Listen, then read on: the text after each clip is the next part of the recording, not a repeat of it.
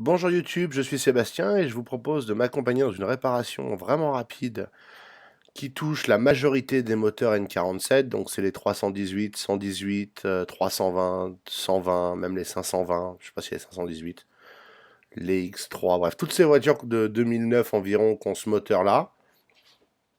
C'est un petit bout, une petite durite en plastique qui relie, il faut voir qu'elle est toute petite, qui relie le haut du moteur à la pipe d'admission, enfin au tube d'admission d'air pour récupérer les vapeurs d'huile, les gaz d'échappement qui passeraient à travers les segments. C'est pour éviter que tout ça parte dans l'atmosphère et que ça ou reste dans le bloc et que c'est recyclé dans le moteur en permanence. Et si vous regardez la vôtre, elle sera probablement comme la mienne que vous verrez très prochainement. Elle est pleine de calamine, d'huile brûlée, de... C'est pas très joli. Et ça fuit et c'est pas bon. C'est pas idéal. Alors, je vous recommande fortement les gants pour le faire parce que cette huile brûlée, c'est pas idéal. Pour voir que la durite est là. Pour y accéder mieux, on va enlever le cache moteur. Il suffit de soulever à l'avant pour le décrocher de ses ergots et le tirer pour l'enlever de ceux qui sont derrière. Et voilà notre super durite. Elle va de là à là, c'est tout simple. Et vous pouvez voir qu'elle fuit, qu'il y a de l'huile en dessous, que c'est gras, c'est pas idéal. Alors pour l'enlever, c'est pas vraiment pratique avec la caméra. Si vous avez vos deux mains, ce sera beaucoup plus pratique. Il y a des petites languettes à manipuler pour arriver à l'enlever. J'essaie de placer la caméra, excusez-moi pour les secousses, hein. Si votre voiture a plus de 3 ans, vous embêtez pas, elle est morte, faut la changer. Et ne la démontez pas sans avoir la nouvelle, puisque vous allez voir que là, elle casse immédiatement, tant le plastique est cuit, les joints fondus, c'est clairement pas le bon plastique pour faire ça. C'est le problème sur beaucoup de pièces BMW, c'est que la qualité des plastiques n'est pas faite pour être durable réellement. Dans le fond, si après le leasing, vous pouviez en racheter une autre et laisser BMW s'occuper de votre voiture, ça les arrangerait grandement. Donc là, vous pouvez voir que le joint torique a carrément fondu à l'intérieur avec le temps. Il jointe plus rien du tout. Et on se retrouve avec une durite en pièces. Donc ne la démontez pas si vous n'avez pas la nouvelle. Vous vous en mordriez les doigts parce que vous laisseriez le moteur ouvert. Ce qui est vraiment pas idéal. Donc voilà la nouvelle pièce. Hein. Elle est très similaire à la précédente. Le joint d'en haut est sur la durite. Le joint d'en bas est dans... Non, c'est l'inverse, pardon. Le joint d'en bas est sur la durite. Le joint d'en haut est sur la pube d'admission. Enfin, sur la culasse. Donc, on va essuyer tout ça un petit peu pour enlever les saletés qui se sont mises là où ça faisait plus joint. Puisque l'objectif, c'est que maintenant, ça refasse joint et que ça redevienne étanche.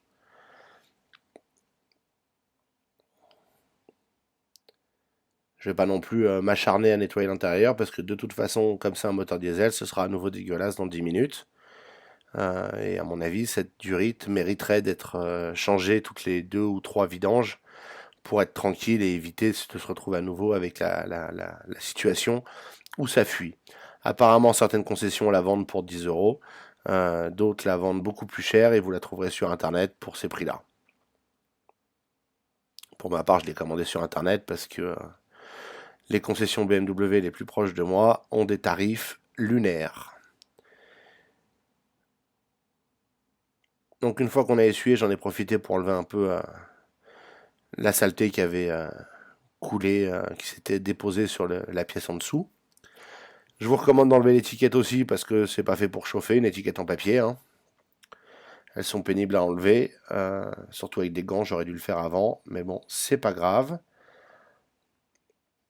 On arrive à en enlever le plus gros, le reste partira bien tout seul. Et maintenant, il nous suffit de la remettre en place. Je pense pas qu'il y ait de bonne ou de mauvaise façon de le faire. Vous noterez que les languettes qui dépassent ont un sens. La plus basse va vers les poulies du moteur. Pour l'emboîter et la clipser correctement, c'est pas facile, surtout à une main avec la caméra. Donc, ne m'en tenez pas rigueur si je galère un petit peu. Vous devriez avoir moins de difficultés.